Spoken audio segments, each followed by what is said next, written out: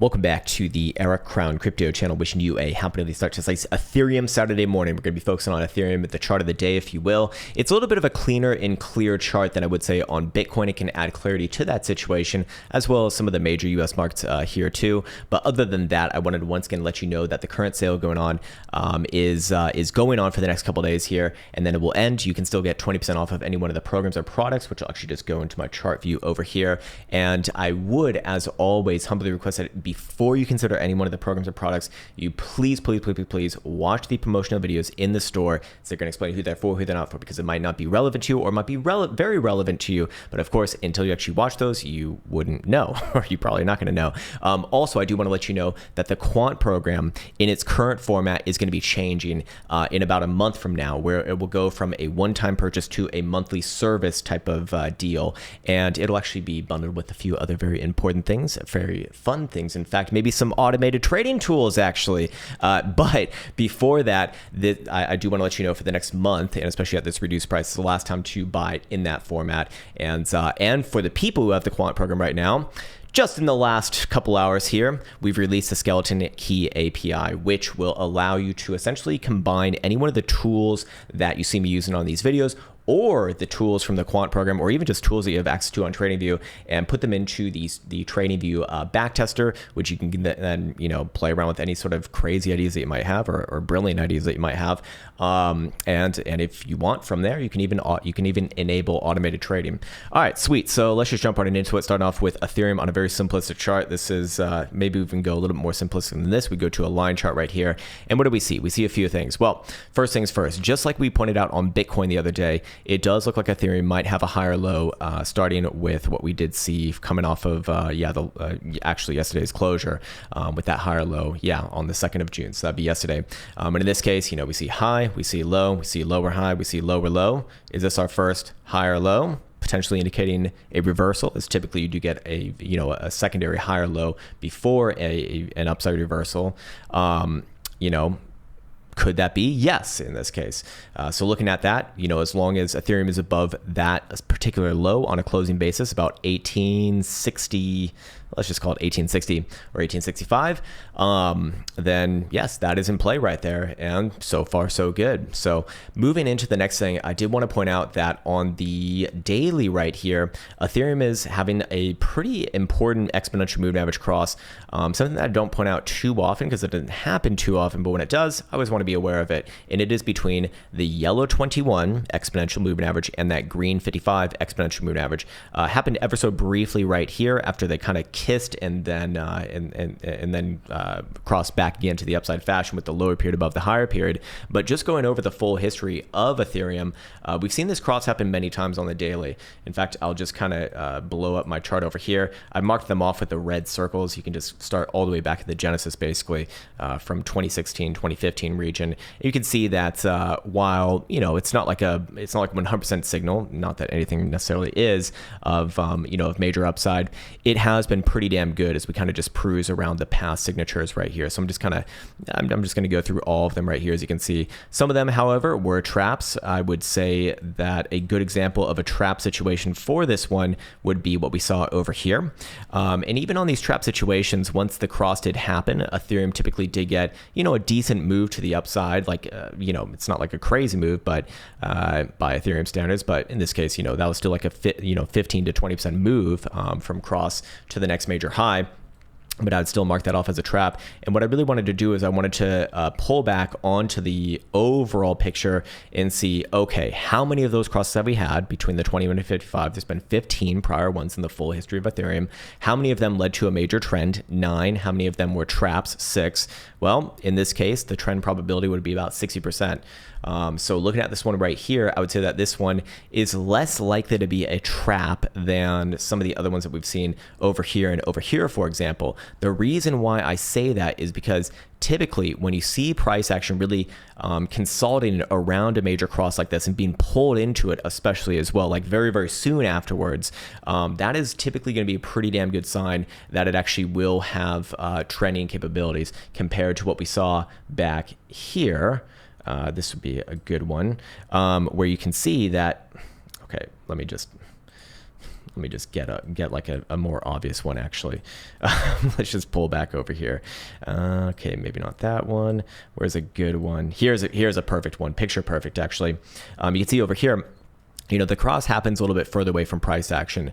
Price action was about 15% away from the cross when it happened. And while price, still did go to a new high of 30, more than 30% higher than that, I would say that was obviously a trap. And in this case over here, when price action is, basically right in it as it crosses, that's typically going to be a much better signature for potential long-term trending play. So I would say that plus the higher low, definitely more things on the good side right there. Of course, gets destroyed below basically yesterday's low, which was about 1860 or so, even on a wick basis, on a wick basis would be 1847, anywhere below there, or on a closing basis about 1860.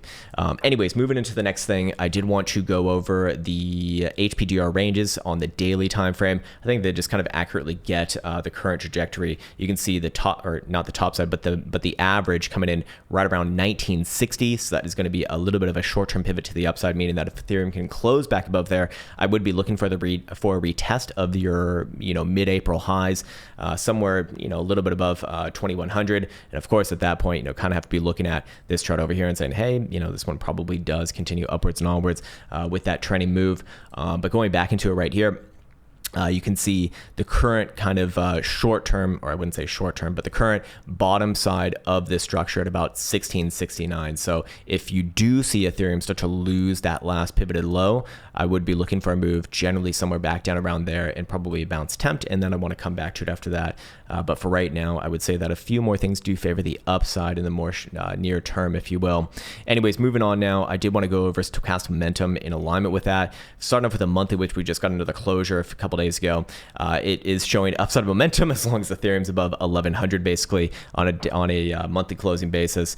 You could even say that the same thing as Bitcoin in the sense that it did close above the moving average right here. Just kind of looking at the chart, the last time that we did see this generally happen, coming off of the 2018-2019 cycle, that was the beginning of the sideways and up, the major sideways and up basically.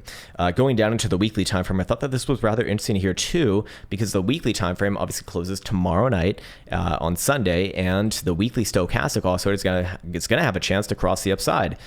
It will cross the upside with any sort of a closure above 1868.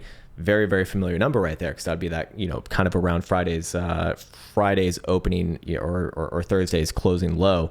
So in this case, 1868, as long as Ethereum's above there, which right now it's, more than $30 above, weekly stochastic momentum will turn back onto the upside. It will hold within the bullish control zone alongside extreme lows on volatility. Probably good for another try to the upside. Moving into the 2-day time frame, what do we see? Vertical, as long as Ethereum's above basically 1785. Daily time frame also going to be showing upside as long as Ethereum's above 1901, which Ethereum is kind of teeter-tottering in at right now. So in the short term, do we see a little bit of sideways? Maybe yes. 12-hour time frame, and I just want to say before we get into the shorter and medium-term time frames, I don't really trust them too much for an indicator like this over the weekend especially, but 12-hour time frame is showing upside momentum above 1890. 6-hour time frame going to be showing upside above 1880. 4-hour time frame going to be showing upside above 1901, which again is kind of right now and getting a little bit more in the critical zone. So, do we see a short-term correction? Maybe yes. And then the hourly showing 1905. So shorter and medium-term time frames kind of pivoted exactly where we're at right now. Could be in for a bit of weekend sideways, which, is certainly kind of to be expected, honestly. But ultimately, a lot more things kind of pointing to the upside than the downside in this case. So overall, does that kind of paint a better picture than, or a more clear picture than Bitcoin? Perhaps yes. We could also go into traditional markets as well. We could go check out NASDAQ, which closed the day up yet again, making a new high on this year. And there's your weekly. So, traditional market's still looking pretty damn strong. Is this one getting ready for a pullback relatively soon? I do think so, but maybe one more new high coming in this next week before the next pullback. But for right now, yeah, probably one more to go. SPY futures, really, really strong Friday closure right there as well. Be looking for this one to trade higher into next week, somewhere around 43.30-ish region.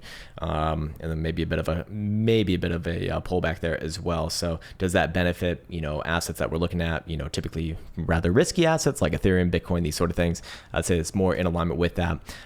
So ultimately be aware of where those pivots are, be aware of where things, do start to fall apart again. Maybe I'll just quickly go back to Ethereum's chart here. Just one moment. Let me just make sure I'm recording. I am recording. That's good.